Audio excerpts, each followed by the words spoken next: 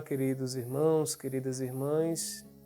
Estamos agora a completar as nossas meditações, a realizar a nossa segunda meditação referente à solenidade do corpo e do sangue de nosso Senhor Jesus Cristo, solenidade de Corpus Christi.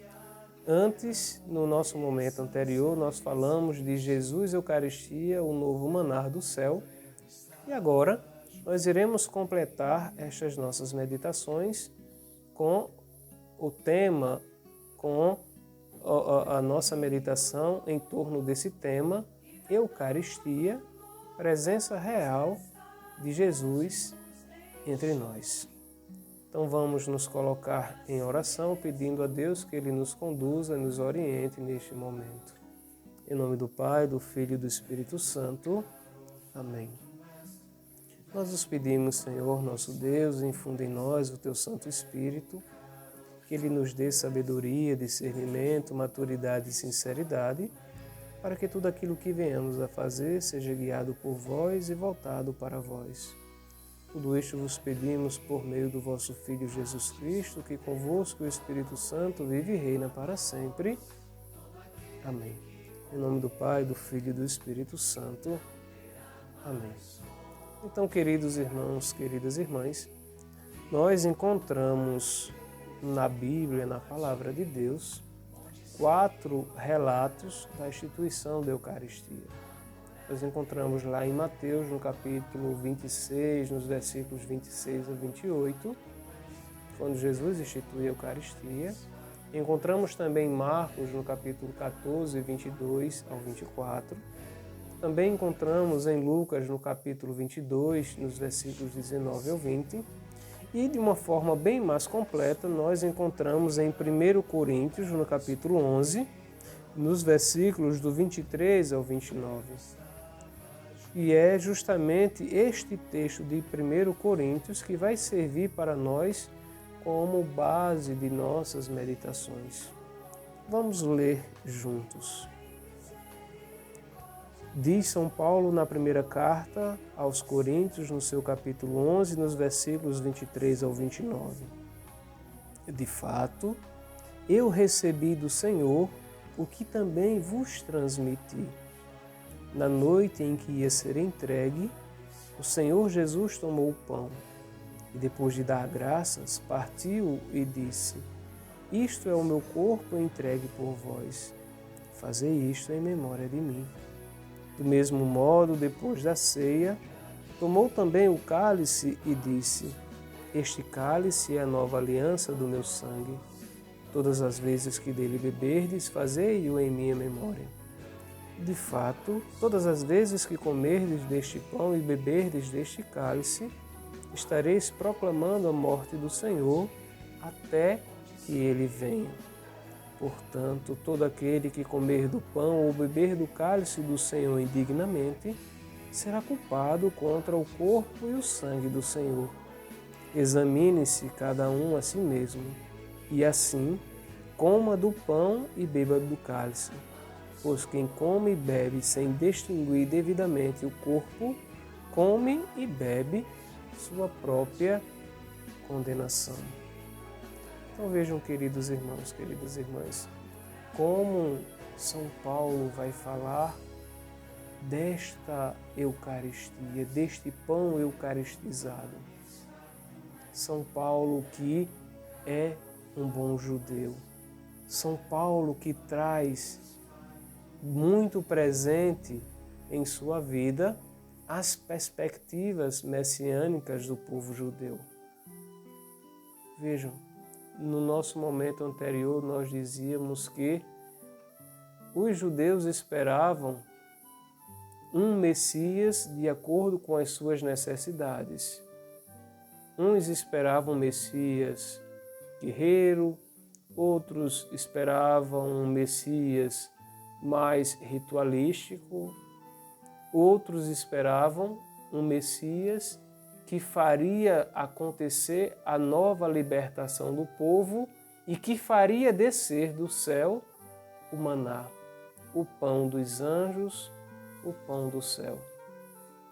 E Jesus vai se encaixando justamente nesta visão messiânica de libertação espiritual, e agora Ele é o pão que desce do céu, Ele que se promete de estar conosco enquanto estamos a caminho para nos alimentar, nos dando o seu corpo como alimento. Então São Paulo, ele entende esta promessa de Jesus justamente reconhecendo nele o Messias esperado, o Messias aguardado pelo povo de Israel. Então vejam como é que a carta que ele escreve aos Coríntios, ele vai apresentando. Ele vai dizer aos Coríntios, olha, este pão que vocês comem, ele é o corpo do nosso Senhor e Salvador. Ele não é um pão qualquer. Então cuidado, que se você for se aproximar deste pão, se você for receber este pão em alimento, veja se você é digno deste pão. Então, para Paulo, neste ensinamento aos Coríntios, não existe aqui um símbolo. Não é uma memória, uma recordação apenas. É o que a gente chama em grego de anamnese. É uma atualização. É um acontecimento que outra vez ele se realiza, para não ser redundante. É um acontecimento que outra vez acontece. Então, queridos irmãos, quando a gente vê nesses 4 relatos, Mateus, Marcos, Lucas e na carta de São Paulo aos Coríntios, pode vir em nossa mente uma curiosidade. E São João? O que é que João fala sobre a Eucaristia? Curiosamente, meus queridos irmãos, São João é um apóstolo, um escritor sagrado que ele não fala sobre a instituição da Eucaristia.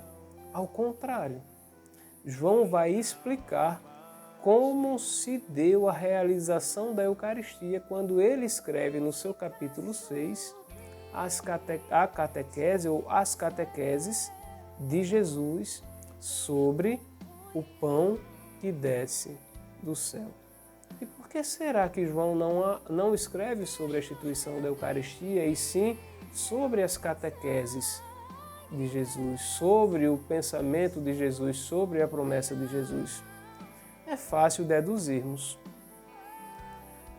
Como São João é o último a escrever o seu evangelho, é o último a escrever a vida de Jesus, então já era comum na vida da igreja a celebração da Eucaristia. Já era comum a igreja entender e viver a sua fé na presença real de Jesus no pão consagrado.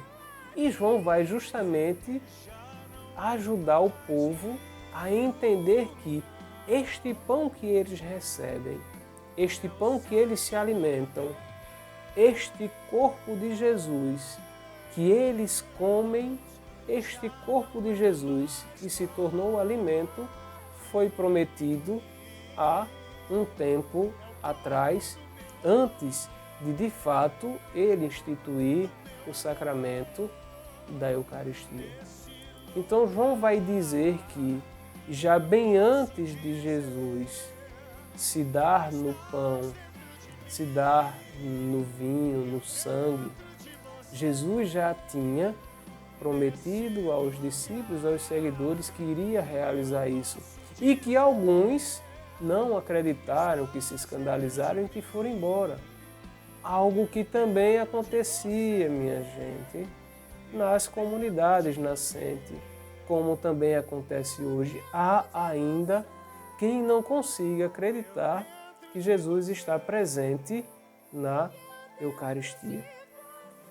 E aí, eu vou ser um pouquinho enfático. Vejam, duvidar da Eucaristia é duvidar da onipotência do próprio Deus. Vejam, será que Jesus só realiza determinados milagres pelo canal humano ao qual a gente acha que pode? O que é que eu quero dizer com isso? Hoje nós percebemos milagres aqui, milagres acolá, milagres desta forma, milagre desta outra forma, e não aceitamos que de repente aconteça um outro milagre. Será mesmo, minha gente, que Jesus só realiza determinados milagres se ele se utilizar apenas daquele canal humano e não se utiliza deste outro canal humano? Será que duvidar da Eucaristia não é duvidar da onipotência do próprio Deus? Não é hipocrisia, meus queridos irmãos, dizer que Jesus só tem poder para determinados milagres? Será que Jesus só pode realizar milagres de cura, de exorcismos? Será que Jesus, que faz tantos milagres, ele não pode fazer o milagre de nos alimentar com o seu corpo e com o seu sangue? Pois é, mas existem pessoas que duvidam de que Jesus faça este milagre de dar-se em alimento. E vejam, por que é que eu estou dizendo isso? Porque a gente precisa reforçar que os apóstolos entenderam muito bem o que Jesus pediu para que fosse feito. Vejam, quando Jesus promete dar o seu corpo, ou quando ele diz que ele é o pão descido do céu, que ele é o novo maná, alguns se escandalizaram e foram embora. E ele vai perguntar aos discípulos, vocês também querem ir? E os discípulos permanecem. Quando Jesus, na última ceia, institui o sacramento da Eucaristia, então os apóstolos começam a entender que, de fato, aquilo que Jesus pediu era o que deveria acontecer. Jesus ressuscitado sobe ao céu. Jesus agora continua presente na história de uma forma espiritual e de uma forma real pela Eucaristia. E aí a gente volta a recordar de São Paulo, que era um zeloso judeu, um expert da lei judaica. E São Paulo viveu a verdade da Eucaristia. Agora me digam, queridos irmãos e irmãs, se de fato os judeus não tivessem entendido que Jesus tinha instituído a Eucaristia como a presença real do seu corpo e do seu sangue, como o nosso alimento enquanto caminhantes nesta vida, até chegarmos à vida eterna, será que São Paulo não teria dito na sua carta aos Coríntios: isto é apenas um símbolo, uma lembrança? Vejam o que é que São Paulo vai dizer no capítulo 11, no capítulo 10 e nos versículos do 15 ao 17. Ainda na primeira carta aos Coríntios, no capítulo 10, nos versículos 15 ao 17. Ponderai vós mesmos o que eu digo.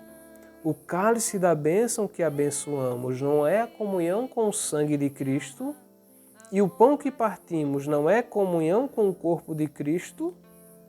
Porque há um só pão, nós, embora muitos, somos um só corpo, pois todos participamos deste único pão.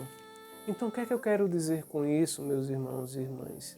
É que alguém pode dizer, não, mas a Igreja Católica fica inventando essa questão aí de pão consagrado para enganar o povo.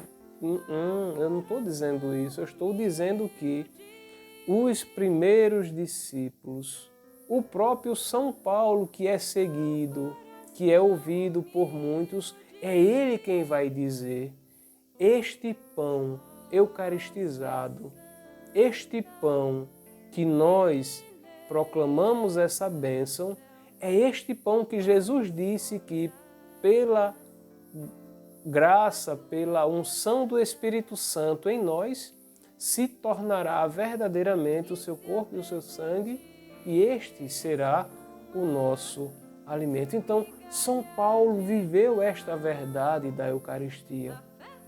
Os apóstolos, minha gente, eles viveram com Jesus e ouviram Jesus.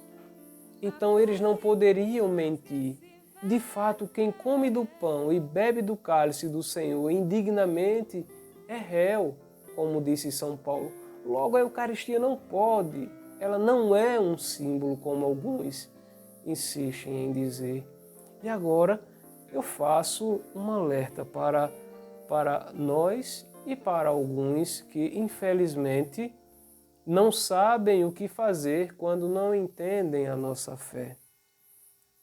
Vejam, existem pessoas que, por não entenderem a fé, a sua fé, eles a abandonam. E o que é que a gente pode fazer?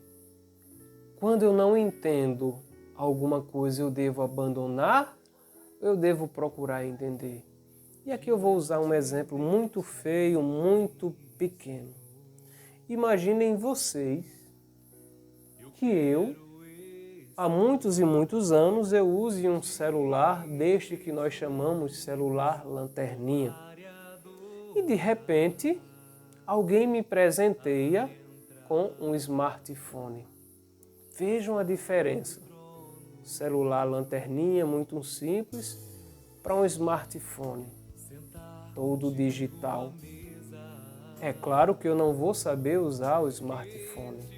Eu vou jogar o smartphone porque eu não sei usar, ou eu vou tentar aprender a usá-lo? E aí, como é que eu vou fazer para aprender a usá-lo?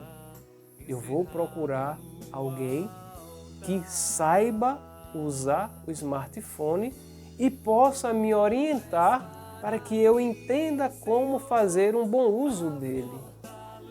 Assim também deve ser a fé da gente, meus irmãos.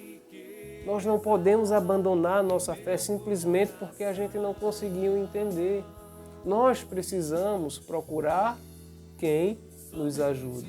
E aqui vem uma outra exortação, uma outra recomendação. Vejam, às vezes nós tendemos a acreditar que quem sabe tão pouco quanto eu está certo. E quem estuda, quem conhece bem mais do que eu, está errado. Por quê? Porque eu não quero sair do meu comodismo. Então é muito mais fácil eu, usando o exemplo do smartphone, dizer: este celular ele é muito ruim, ele é muito diferente, ele é muito claro, ele é muito rápido, eu prefiro o meu lanterninha. Então não vou querer isso aqui, eu vou querer continuar com este aqui que eu já conheço, que eu tenho mais segurança. Percebem, meus queridos, o que é que eu quero dizer? Muitos de nós, por não conhecerem a nossa fé e por não quererem aprofundar a nossa fé, dão ouvidos a qualquer um que não entendem nada da nossa fé e nem entendem da fé que eles dizem que professam. Nem entendem da fé que eles dizem que professam. Nós preferimos ouvir a estes e abandonar aquilo que é verdade, aquilo que é certeza, aquilo que a igreja ensinou, aquilo que a igreja recebeu de Jesus. Então, queridos irmãos e irmãs, Jesus, ele é Deus e Deus não pode enganar e nem enganar-se. Logo, Jesus não poderia pedir algo aos seus discípulos que não fosse verdade. Se Jesus, ao instituir a Eucaristia, diz que por aquele rito que os discípulos irão, uma vez que o Espírito Santo descer sobre eles, que aquele rito que aqueles pobres homens, incultos homens irão realizar pela ação do Espírito Santo, vai fazer com que a sua presença real se torne uma presença eficaz, visível nas aparências do pão, Jesus só poderia estar falando a verdade. Jesus não poderia estar mentindo. Ora, se Jesus é Deus, se Ele pode fazer milagre e Jesus não pode enganar-se, logo, se Jesus pedisse para os discípulos fazerem determinada coisa e que esta coisa não acontecesse tal qual Jesus estava pedindo, Ele estaria fazendo com que os discípulos a cometessem em erro. E, posteriormente, todos aqueles a quem os discípulos ensinaram também iriam estar inseridos no erro. E vejam que a intenção de Jesus não é que nós erremos. A intenção de Jesus é que nós nos salvemos. Então, é esta certeza que nós temos.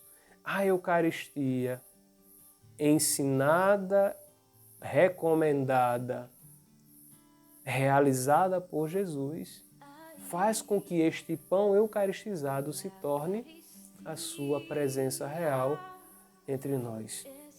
E aí, queridos irmãos, a transubstanciação, como nós falamos rapidamente no nosso momento anterior, ela é justamente isso. É pelas palavras da Eucaristia, pelas palavras da consagração eucarística, aquelas substâncias do pão deixam de ser substâncias de trigo e passam a ser substâncias de nosso Senhor Jesus Cristo, ainda que nós vejamos apenas as aparências, aquilo que na linguagem filosófica chamam de acidentes. Nós continuamos a ver o pão, mas aquele pão, a sua substância, aquilo que faz o seu interior, ele não é mais pão. Ele é corpo e sangue. E vejam, quando há uma negação desta certeza, desta verdade, sempre há riscos de apostasia, de heresia. E sabe o que é que Jesus fez, meus irmãos? Sempre que houve algum erro como este, alguma negação como esta, alguma pessoa que andou dizendo que aquele pão não é, na verdade, o corpo e o sangue de Jesus, ele se revelou milagrosamente. Se vocês tiverem uma curiosidade, deem uma procurada na internet. Usem a internet para o lado bom, usem a internet para o lado de Deus e procurem os milagres eucarísticos e vocês vão ver que tem dezenas de milagres. Talvez o mais famoso, o milagre de Lanciano, no qual, ainda no primeiro milênio, no século VIII, um monge, ao celebrar a missa, duvidava de que, de fato, houvesse a transubstanciação do pão. Ele duvidava desta fé, duvidava da sua fé e se questionava no seu coração: será que, de fato, pelas palavras da consagração, este pão que eu tenho em minhas mãos se torna o corpo e o sangue de Jesus? Para a surpresa deste monge, o pão se torna um pedaço de carne e o vinho que está no cálice se transformam em gotas de sangue.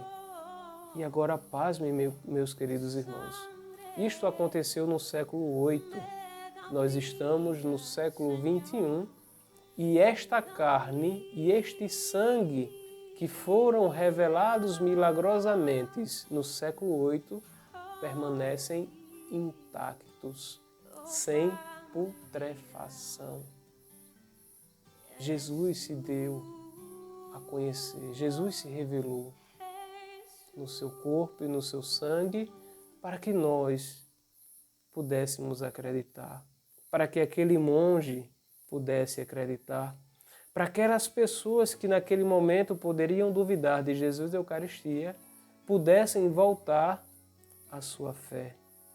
E aí, queridos irmãos, para nós encerrarmos esta nossa meditação, essa pobre meditação, essa ligeira meditação, eu vos digo: é preciso que nós passemos a acreditar não somente porque nós vemos o milagre. Como disse, estes milagres pelos quais Jesus se revelou à humanidade no seu corpo e no seu sangue. Mas é preciso que nós passemos a acreditar em Jesus por aquilo que Ele é, por aquilo que Ele me dá a conhecer.